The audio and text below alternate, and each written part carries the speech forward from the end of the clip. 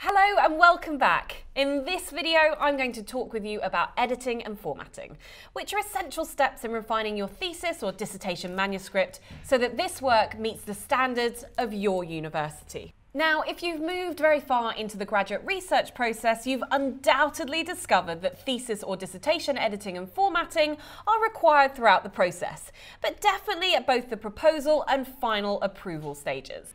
Also, editing and formatting are essential to preparing any manuscripts you submit for publication in peer-reviewed journals. So no matter where you are in your career as a researcher, editing and formatting are ongoing requirements if your work is to be successful. As for journal articles though, do note that this video is only about editing and formatting, and if you're interested in learning more about how we can assist with more broadly with your journal article manuscripts, then be sure to have a look at our video on journal publications. Now, although there are many styles that might be applied within scholarly writing, I'll be talking today about one that is most commonly used in graduate level research, which is APA style. Now, for someone with an editor's disposition, editing to APA, in particular reference and citation formatting, can be a comforting ritual in that there is exactly one way to do everything. There are distinct advantages to using such consistency in formatting your citations and references, which is why going to the trouble of completing your APA formatting perfectly is worth the effort. For one, this consistency ensures that any future reader of your work, English speaker or not, whether living in the US or on the moon, can locate work you are citing or referencing, provided that the internet service on the moon is sufficiently developed to support access to research databases, but that's a minor detail anyway. Well, there are also elements of space saving and presentation that apply within APA style, such as our dear friend the ampersand, which we'll talk about a little bit later on. Now, although some lovely people who are inherently detail-orientated might find the specificity and consistency of APA style comforting, there are those of us who find the minute requirements related to every little space and semicolon to be maddeningly strict. But I hope that my explanation of the particulars of editing your dissertation to the APA style to be helpful. And with some practice, you can definitely get the hang of it. And yet, if you're finding that you would like more personalised help with your dissertation, thesis or journal article with APA or editing to other styles like Chicago or Harvard, then feel welcome to give us a call and send us a quick email to learn more. So let's get into the specifics of formatting and editing to meet APA style. Now, because we provide editing services to thesis and doctoral candidates so often, we've developed a system for comprehensive editing that you might also find very helpful to prepare for your work for review. Now, as a general approach to our work with thesis and dissertation manuscripts, both at proposal and final stages, we like to take a four-tiered approach to dissertation writing. These four tiers are APA formatting, which also incorporates any university-specific formatting requirements, sentence level editing, references and formatting, and a thorough reference audit.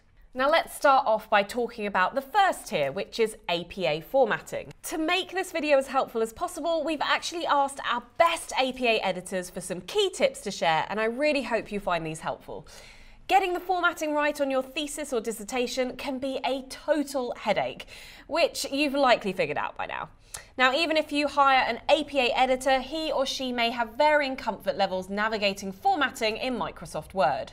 So here's a few key areas to make sure you double check before you submit your draft for final review.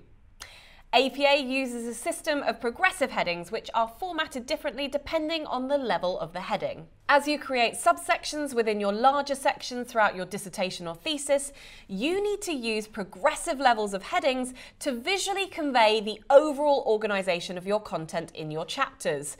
So if you're working within a section headed with a level 1 heading and you create a subsection within this larger section, then you would progress to a level 2 heading. If you created a subsection within that section, then you'd progress to a level 3 heading, and so on. So each level of heading has its own particular formatting, which of course has to be followed to a T. Here are the formatting specifications for APA levels 1 through to 5. Notice that each level differs in terms of bold versus normal font, italicized versus non-italicized font, title versus sentence case, whether it ends with a period or not, and placement on the page and in relation to the text. So let's look at some examples to give a sense of how these different levels of headings should look in your work. In this example of a slightly narcissistic dissertation, you can see examples of levels 1, 2, and 3. Note that these progress to show the impressive features of my dissertation, as a level 2 heading is a subsection of the larger section, my awesome dissertation, which is a level 1 heading. Similarly, you can see that perfect APA formatting as a level 3 heading is a subsection of the impressive features of my dissertation section, which is a level 2. So what this indicates is that formatting your headings isn't just about getting the stylistic features correct, but that it's also about having a solid command of the organisation of your content throughout the work. For APA headings, your headings toolbar in Word is definitely your best friend. And if you go to this toolbar, you'll see that you can add new heading styles. And then, as you write your headings throughout your dissertation, all you'll have to do is select the heading and then click on the APA level you'll want from the toolbar, and it should format perfectly. It saves you a bit of time and also makes things easier when it comes to setting up an automated table of contents, which we'll talk about a little bit later on. Now, I've showed you correct examples of APA headings, but it might also be instructive to check out an incorrect example and then think about what needs to be corrected to mesh with the APA style. So take a look at this one. What do you notice here? Well, what I see is that this heading is sort of a hybrid of levels 2 and 3, and such mixing of formatting is not okay under APA style, or any other style for that matter. Notice that the heading is in the title case like a level 2, but it's indented and the text starts on the same line immediately following, like a level 3. Also, it ends with a colon, which isn't used for any APA headings. Now let's see how we would format this if we were a level 2 heading. Using bold font is perfect for either level, but if this were a level 2, we would place it flush left on the line above the paragraph, and it would not end with any form of punctuation. Now, can you see the differences between the incorrect heading at the top and the one corrected below? On the other hand, if this were to be a level 3, it would not be in title case, as the incorrect heading up top here. Instead, it would need to be indented, use sentence case, and end with a period, just like it does in the example on the bottom. Now, as I'm sure is clear by now, the APA style is quite detailed, and with our experience with major online universities, we know that their reviewers can be especially picky about formatting of headings right down to every single detail. Taking care of your headings in terms of both stylistic formatting and also determining which is the correct level to use is something that we can definitely help you out with if you're struggling or just don't have the time to worry about these little details. Another one of these little details you'll need to take care of as part of formatting your dissertation is setting up paragraph spacing. Taking the time to set up your paragraph spacing will help to avoid another issue we see quite a lot in our dissertation editing: ghost spaces. APA or dissertation editors use the term ghost spaces to refer to those empty lines that sometimes seem to pop up magically between your paragraphs. And when you're working on a document that is well over 100 pages, it can be so easy to miss these before you submit it for review. But invariably, your reviewer will catch these and require that they're fixed before approval. So to prevent this issue, click on the Format button and select Paragraph. Make sure that the special option is set to none, that the before and after spacing is set to 0, and that line spacing is set to double. It's just that easy. Another important part of formatting is setting up your table of contents. Now, as I mentioned earlier, once you've formatted all of your headings correctly, you can now fairly easily create an automated table of contents. Most universities require an automated table of contents to be added to your proposal or finished research, as this aids in quick referencing for your reader. Microsoft Word has a number of preset table of contents formats, but any experienced dissertation editor knows that none of these is APA compliant. Therefore, it is up to you to create an automated table of contents in the correct format. To do this, go to the Modify tab, then TOC1, and set to 0 before and after, with no special elements and double spacing. Then select TOC2 and click Options for indenting 1/2 inch. 0 before and after, and double spaced. For an APA-compliant table of contents, you should include only headings that are formatted to levels 1 and 2. Be sure to also select Times New Roman 12 as your font. This is what makes setting up your APA levels in the heading bar such a great time saver in the end, because you can just right-click on the table of contents anytime to select the option to update your table of contents after making updates to your work. And if you notice that long segments of text are showing up in your table of contents after you update it, that probably means you've accidentally set these segments as headings. Now, there's certainly a bit of a learning curve the first time you go through these steps for headings, spacing, and table of contents formatting. And if our experienced APA editors can assist you in any way with adjusting your formatting in Word, then please just let us know. Okay, let's move on. Let's talk about another main issue to be sure you address as you complete the final formatting and editing of your dissertation: tables and figures. The primary formatting issues we encounter in dissertation editing here are title placement and formatting of lines in tables. We all know that the results of your statistical analysis need to be presented in tables and figures. And if you're conducting a qualitative study, you might not think that tables are so important for your work. But with our specialisation in qualitative analysis, we know that presenting your thematic findings in tables is required, and that these must be formatted with the same attention to APA style as those in a quantitative study. For title placement under APA style, you need to place a numbered table title above the table, with the table and number on a line above the italicised title. Also, the table itself should have no vertical lines and just 3 horizontal lines. Finally, tables should fit on one page. Let's have a look at an example of an APA formatted table. Notice that the table and number are not italicised, but the title itself is. Also, in this table, notice that there are just 3 horizontal lines and no vertical lines at all. For figures, we place the title underneath the figure, and in contrasted tables, the figure number and title are placed on the same line. Italicize the table and number, but put the actual title in normal font.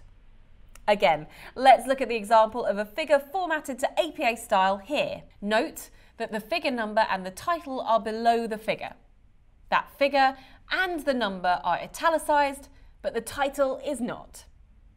Also, as with tables, figures should be formatted to fit within a single page, as this is a requirement of APA style. There are some exceptions, but typically longer tables and figures that go over a page should appear in your appendices, not the body of the text. Formatting your tables and figures to meet APA style requirements can definitely be tricky, and if you'd like to talk to a dissertation consultant about how we can help with this, then please feel free to reach out. One important thing to consider here is that even the most meticulous dissertation editors may overlook a misaligned heading or incorrect figure title during one full review. This is why we make the commitment to stick with you through revisions when we provide help with editing your dissertation. And with our experience with the major online universities, we know that this comes in handy given how picky their reviewers tend to be. Okay, let's move forward from the first tier of APA formatting to the second tier of our approach, which is sentence level editing. Many thesis and doctoral candidates don't realise that obtaining a professional edit for their work at both the proposal and final approval stage is an expected step in developing their studies. And this type of assistance with your thesis or dissertation is not only very common, but it's actually often required.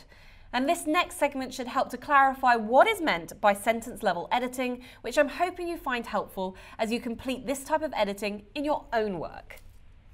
Sentence level editing involves reading through your work on a line-by-line basis to identify any errors in grammar, spelling, or sentence structure, which we will then correct. This also involves editing for correct verb tense, which can be a real challenge when switching from proposal to final dissertation stage. Use of correct verb tense is also important when reporting the past findings of different studies versus current implications of research you discuss. This form of editing also addresses little errors such as typos and punctuation mistakes. Finally, we can edit for issues such as excessive use of passive voice and anthropomorphism, which are contrary to APA and strongly frowned upon by many of the major online universities. Now let's talk here about some examples to clarify what exactly sentence level editing entails. Errors in grammar and sentence structure are actually really common in thesis and dissertation manuscripts, and they're nothing to be embarrassed about, so don't worry. The truth is that the ways we are expected to write to meet scholarly standards are often very different to how we normally express ourselves on an everyday basis. This means that you are essentially having to translate your normal way of communicating into what more often seems to be like a foreign language when writing up your research. Now here's an example from a hypothetical chapter 5 to consider. The role of district oversight. One participant shared that their experiences with the school district during MTSS implementation was not helpful, and that they struggled with database decision-making due to lack of training, insufficient planning time, and that they were understaffed. This perspective was confirmed by others in the sample who stated a poorly developed plan of implementation at the district level. Previous research also found that elementary school teachers in multiple states indicated that a lack of district oversight and coordination had adversely impacted their abilities to conduct database decision-making and other aspects of MTSS programs in their schools. Emerson and Jones, 2014, Zorgon, 2017. Not so bad, right? Well, actually, this little passage is full of errors that would definitely keep this work from being approved. And we see these kind of issues all the time through our dissertation consulting with clients. Now, even though the qualitative analysis has been done nicely and the findings have been tied back in with the research literature on the topic, there are several areas that will still need to be fixed through our editing and formatting before this work has a chance of approval. This is a very common area where we help out with the presentation of dissertation and thesis studies. And even though I won't get into specifics about qualitative research and analysis in this video, if you want to learn more about this great method and how to apply it in your study, have a look at our qualitative methods video too. Now, returning to our example, what needs to be fixed? Let's start with the grammar. Have a look at this sentence. This perspective was confirmed by others in the sample who stated a poorly developed plan of implementation at the district level. Note here that this sentence kind of seems like it's going somewhere, but it ends in an incomplete state. Sometimes this happens after you've written hundreds of pages about your research, and you quite simply forget to finish your sentence. To complete this sentence, you might say something like, who stated a poorly developed plan of implementation at the district level left them feeling confused and underprepared to carry out data-based processes. What else can we find in this sentence? Well, for one, it uses the possessive form of others when it should use the plural form others. Also, this is an example of passive voice, where it reads, this perspective was confirmed by. To edit this to achieve active voice, we might instead say, other participants shared perspectives that were consistent with this sentiment. Believe it or not, there are even more errors in this little passage. Let's take a look a little more closely at this sentence. One participant shared that their experiences with the school district during MTSS implementation was not helpful, and that they struggled with data-based decision-making due to lack of training, insufficient planning time, and they were understaffed. First of all, the pronoun there is plural, and so does not match your singular subject, one participant. The difficulty this writer is probably trying to work around is the discouragement from using gender-specific pronouns in graduate research manuscripts to refer to subjects that are gender neutral. But what you can do here is actually talk about the participant more specifically, using then a gender-specific pronoun, which is perfectly acceptable. This might read, participant 12 shared that her experiences. But what else is problematic in this sentence? Look at the phrase that goes, their experiences with the school district during MTSS implementation was not helpful. Do you notice that experiences is plural, but that the corresponding verb was is not? This is a subject-verb disagreement, and of course we would need to say that these experiences were not helpful to be correct here. But how about the sentence structure? Check out this bit of the sentence. And that they struggled with data-based decision-making due to lack of training, insufficient planning time, and that they were understaffed. Notice that they were understaffed does not fit with the previous two factors in the series. This is a failure to establish parallel construction and might be fixed by saying, and that they struggled with database decision making due to lack of training, insufficient planning time, and understaffing. Let's look at one more error in this passage that is actually quite common. Consider this phrase. Previous research also found that elementary school teachers. This sounds just fine, doesn't it? But it's actually an example of anthropomorphism, which means that you're attributing distinctly human behaviours to non-humans. Now, if you think about this, you'll recognise that research is not human, but researchers, of course, are human. Given this, it is technically incorrect to state that research found anything. You'll see this quite a bit in the peer-reviewed literature, and so it might be surprising to find that it is strongly discouraged in master's or doctoral research in many universities. So how do we get around this one? Well, one common way to do this is to revise the phrase so that the relevant human actors are in the active role. So we might say instead, multiple researchers have previously found that. Now, we're a bit unusual among data analytics companies given that we also specialise in qualitative research. But because of this, we know that many programs prefer that you speak of yourself as the researcher in first person, or by saying, I did this or that in my study. This is another great way of avoiding anthropomorphism as well. Now, as you can see from many errors in just this one little passage, editing your dissertation to meet the expectations of your reviewers can be an extremely detailed and time-consuming process. And with our experience providing dissertation help to clients as they work towards their degrees from major online universities, we know for certain that they carry each of their own particular and always picky requirements for editing. So if you're working on your proposal or finished dissertation or thesis and you're finding that no matter how many times you can submit, you just can't get it right, so give us a call or send us an email and learn how we can help. Now, we can definitely provide you with a thorough sentence-level edit to really shine up your work, and we'll stick with you through revisions to make sure you move forward with your research. Moving on to the third tier now, we're going to talk specifically about referencing formatting, which also includes attention to citations, and then later on I'll explain the reference audit. Formatting the references list to APA style is a task that is so incredibly detailed. And so it's no wonder that this is a super common area where we're asked to provide assistance for candidates working on their dissertations or thesis research. So let's start by discussing some different types of examples so that you can see how these should look when formatted properly. This first example that you see here is a reference list entry for a book. Note several things here. The entry begins with the last name of the author, followed by his or her initials.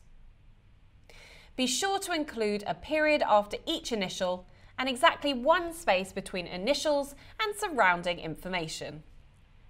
You next put the year of publication, followed by a period. The title of the work follows and is italicized. It is in sentence case, with only the first word and all proper nouns capitalized. You have to note, however, that the first word after the colon is also capitalized, which is a detail that online sources almost always get wrong. So be careful to proofread for such errors when you cut and paste your references from online sources. Next up comes city and state or country of publication, followed by a colon. Following the location comes the name of the publisher, and the entry ends with a period. This formatting applies for all books that you use as sources, but you'll definitely want to note that a different formatting style applies to different types of sources. So to illustrate this, let's move on to our next example. This example that you see here is a journal article, which is the most common type of source you will be referencing. Present the author's name in the same way as you would for a book, along with the date of publication. The title is in sentence case with the book reference, but notice that in contrast to the book title, you do not italicize the title of a journal article. Present the full title of the journal without abbreviations, and be sure to italicize it. After the journal name, insert a comma, and then put the volume number, also italicized. If there's an issue number, you'll want to put that in parentheses. without an intervening space and not italicized, immediately after the volume number. Therefore, if this article by Cross and Funk was published in volume 76, issue number 4 of the Journal of Innovation and Education, we would put the 76 in italics and then the non-italicized 4 in parentheses immediately following the volume. See how crazily detailed APA is? Right, next up, put page numbers where applicable, including both the first and last pages of the article. But for journal articles, just use the page numbers alone without P or anything of that kind. And then immediately following the last page number, end the entry with a period. Finally, where available, always include the DOI number for journal references entries. Okay, let's move even more forward. Let's now talk about editing to APA style in cases where you're using sources with multiple authors, and also for when you're using sources other than scholarly articles or monographs.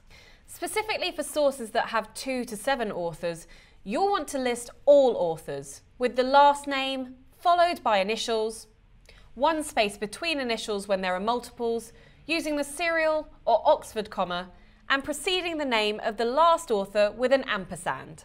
To illustrate this, let's look at a couple of examples. Our first example is a source authored by Jerry M. and Tom C. Watch the punctuation carefully. Notice that even in this source with 2 authors, we still include a comma after the first author. This is different from the rule for citations, which can be kind of confusing. Now consider the punctuation and spacing in this source, authored by Duck D, Duck H, Duck D, and Duck L. Again, there are commas after each author leading up to the ampersand. For some sources that have more than 7 authors, use this format. As you can see in this example, you'll list the first 6 authors: Chapman, Cleese, Gilliam, Idle, Jones, and Palin, followed by an ellipsis, and then that other guy, which is actually the last author's name, even if he is actually the 15th author. Now never list more than 7 authors, as this represents an unforgivable violation of all things APA. No matter what your focus or method, you've probably noticed that it's become more commonplace for studies to have 3 to 5 and sometimes 6 or more authors. Now, if you're contemplating quantitative or qualitative research and are feeling a bit bewildered and navigating in-text citation rules for your many sources, we can certainly draw on our APA editing expertise to help with refining your dissertation or thesis. This will ensure the focus remains on your hard work and definitely not on your formatting. Now let's move forward to formatting requirements for sources that fall outside of the more commonly used scholarly books and peer-reviewed articles. Now, often it makes sense to cite sources that do not have explicitly named authors, but instead are simply referenced by that organisation that developed the material. Really common examples of this are materials provided by government agencies. But how do you format the author section if there are no identified authors? Now let's consider that you need to cite educational policy that was provided by the Department of Education. You would list the author as the US Department of Education, followed by a period, and then the year of the material you used in your study. What you might think at this point is that formatting to this level of detail can be an extremely time-consuming process, and trust me, you are absolutely correct about this. Now, with our experience providing dissertation help to doctoral and master's candidates from the major online universities, we know for certain that they each carry their own particular and always picky requirements for dissertation or thesis editing. So if you're thinking you might not want to go and take on all of this formatting yourself, then we can certainly provide you with help to format your dissertation or thesis to meet your university's high expectations. And we'll stick with you through any revisions to make sure you move forward with your work. Okay, so let's return to our discussion of reference list formatting. Now that we've discussed how to format commonly used types of sources within your reference lists, then let's now talk about how to format the full list. Before getting into the APA rules for reference lists, let me just caution you that if this is your first experience with editing to APA style, you should note that the following rules can be trumped by specific school guidelines. So to get started, you'll want to format your references lists so that you have a hanging indent of 1/2 inch. The best way to do this is to use Word's ruler bar. If you normally do not see it, then click on the little box thingy on the upper right side, just above the slider arrow. What you'll notice is that there are indicators for adjusting the margin for the first line indent on top, and also for adjusting the hanging indent on the bottom. So to set your hanging indent, move the bottom indicator inwards 1/2 inch from your margin, and leave the upper one alone, which you'll note is the exact opposite of what you would do when formatting a normally indented paragraph. Single space the entries themselves, but double space between entries. But again, watch out that school guidelines do not dictate that you do this differently. There are certain universities that require consistent double spacing throughout the entire references list, although they follow APA style pretty consistently through most areas of the dissertation. In the course of our experience with editing dissertations, we found in working with different versions of Word and university templates that 1.5 line spacing looks a little better when using Times New Roman. So let's look at an example so that you can see how this formatting should look when done correctly. Notice the hanging indent and the line spacing both within and between each source. Now, of course, you'll need to list your sources in alphabetical order by the last name of the first author listed, but if you have multiple entries by the same author, present them in chronological order with the earliest work first. See, for example, here how we presented these works of the esteemed Timberlake in chronological order, starting with the noteworthy 2007 Bringing Sexy Back, the early years, and then moving forward to the much more controversial 2017 Still Bringing Sexy Back, the Hot Dad years to follow. Do you get what I did there? I'm sure you did. Now, you'll undoubtedly come across those prolific authors who publish both on a single author basis and also alongside multiple co-authors. And by the way, if you're needing some great tips on finding great sources for your work, check out our video on the literature review chapter. I explain much more about this search process there. But back to the topic at hand.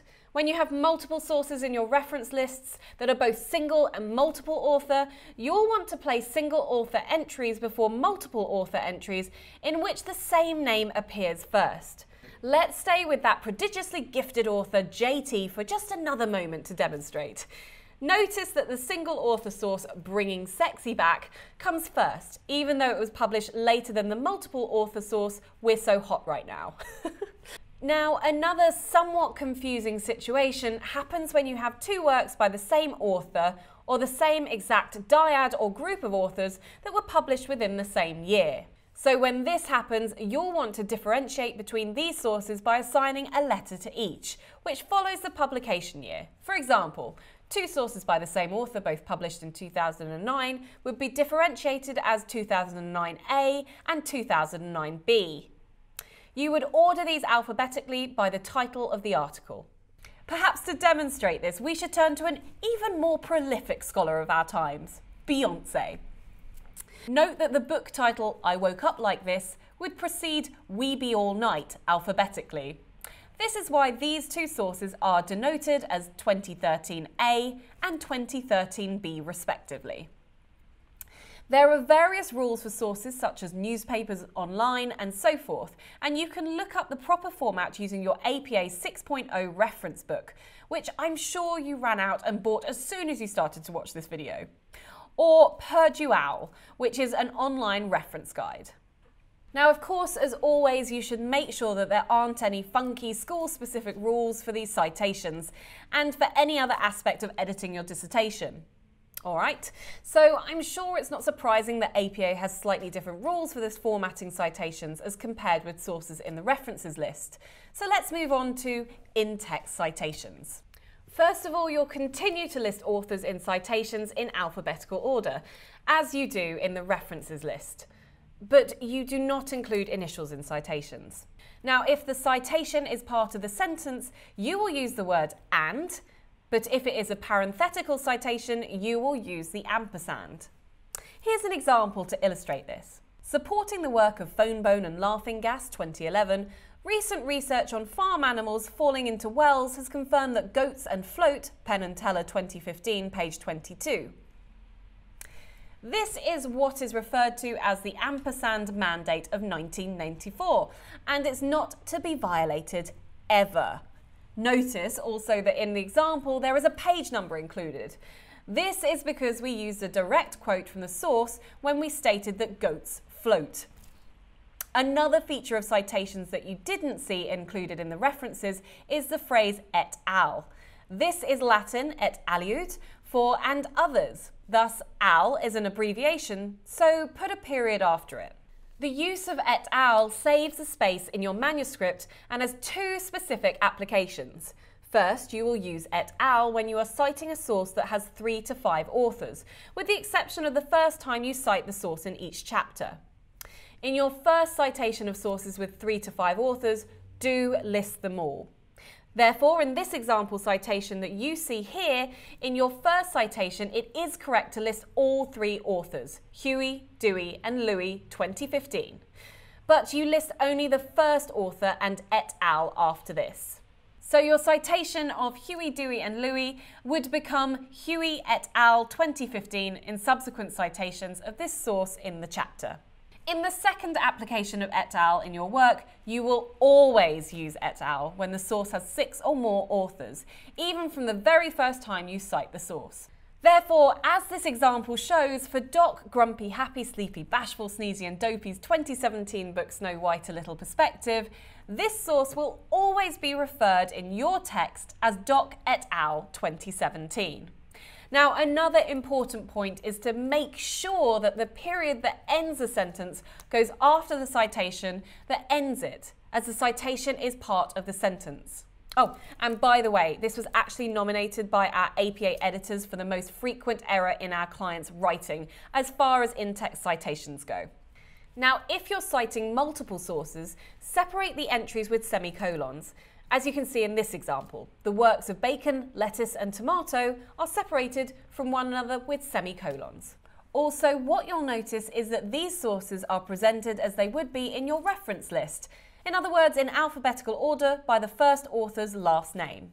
Now, let's imagine that you're citing 2 works by the same author in the same sentence or citation. In this case, and as you'll see in my example here, you'll name the author Einstein once, and then list multiple publication years, which are separated by commas. And yes, he is still writing.